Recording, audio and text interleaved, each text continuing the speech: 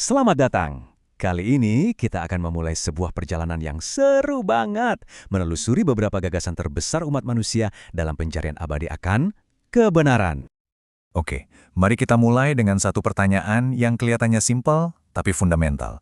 Sebuah pertanyaan yang mungkin pernah Anda tanyakan ke diri sendiri dan ternyata sudah bikin para filsuf pusing selama berabad-abad. Nah, ini dia peta perjalanan kita.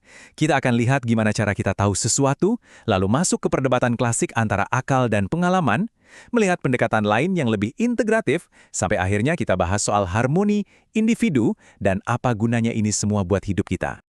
Oke, kita langsung aja masuk ke bagian pertama. Biar kita semua di halaman yang sama, kita perlu paham dulu apa sih sebenarnya yang dimaksud dengan filsafat itu. Intinya begini, filsafat itu adalah sebuah lompatan besar dalam cara berpikir manusia.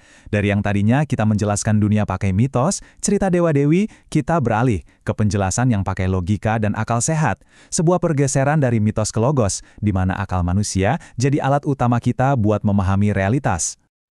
Nah, begitu akal jadi pusat perhatian, langsung deh muncul perdebatan besar, terutama di dunia barat. Pertanyaannya, pengetahuan sejati itu sebenarnya datang dari mana sih? Di sini kita bisa lihat ada dua kubu utama. Di satu sisi, ada kaum rasionalis yang percaya kebenaran itu lahir dari dalam pikiran kita sendiri.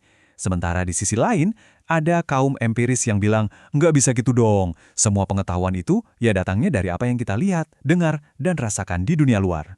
Tokoh rasionalis paling terkenal, René Descartes, punya argumen keren. Fakta bahwa kita sedang berpikir, itu sendiri sudah jadi bukti kalau kita ini ada. Sebuah kebenaran yang menurut dia bisa kita tahu murni dari akal tanpa perlu bukti apapun dari luar. Nah, sebagai lawan tandingnya ya, para empiris seperti John Locke dan David Hume punya ide yang beda banget. Mereka percaya kita ini lahir kayak batu tulis kosong atau tabula rasa. Jadi, semua pengetahuan yang kita punya itu ditulis oleh goresan-goresan pengalaman kita di dunia. Perdebatan tadi seolah-olah maksa kita buat milih kan, antara akal atau pengalaman.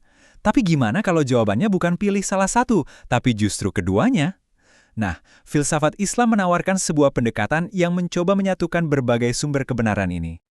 Para pemikir hebat seperti Al-Ghazali dan Ibnu Rushd, yang di barat lebih dikenal sebagai Averroes, menjelajahi gimana caranya wahyu dari Tuhan dan akal manusia itu bisa jalan bareng buat mengungkap kebenaran. Jadi mereka nggak saling bertentangan, tapi justru saling melengkapi. Dan ini bisa lebih dalam lagi loh. Pemikir seperti Al-Jabiri mengidentifikasi ada 3 cara untuk tahu.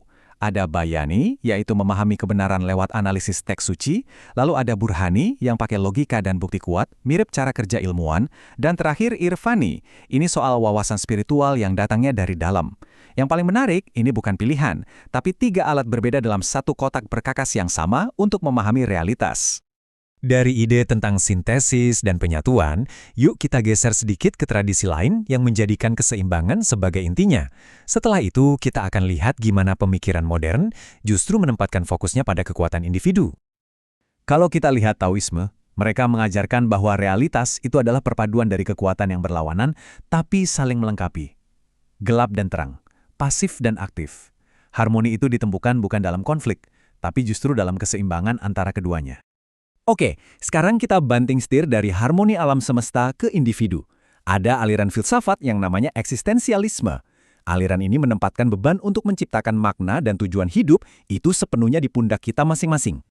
Jadi, poin paling penting buat para pemikir seperti Jean-Paul Sartre adalah kita itu ada dulu di dunia ini. Baru setelah itu kita sendiri yang mendefinisikan siapa diri kita lewat setiap pilihan dan tindakan yang kita ambil. Setelah keliling ke berbagai macam pemikiran ini, mungkin Anda bertanya-tanya, oke, keren sih, tapi terus apa hubungannya semua ini sama hidup gue hari ini? Kekuatan sejati dari belajar filsafat itu sebenarnya bukan tentang menemukan satu jawaban benar yang mutlak, tapi lebih ke membangun semacam toolkit atau perangkat berpikir kritis yang bisa memberdayakan kita dalam menjalani hidup sehari-hari. Dan ini membawa kita kembali ke titik awal. Pada akhirnya, perjalanan mencari kebenaran ini sifatnya sangat pribadi. Jadi pertanyaannya sekarang bukan lagi apa itu kebenaran, tapi kebenaran seperti apa yang akan Anda bangun untuk diri Anda sendiri.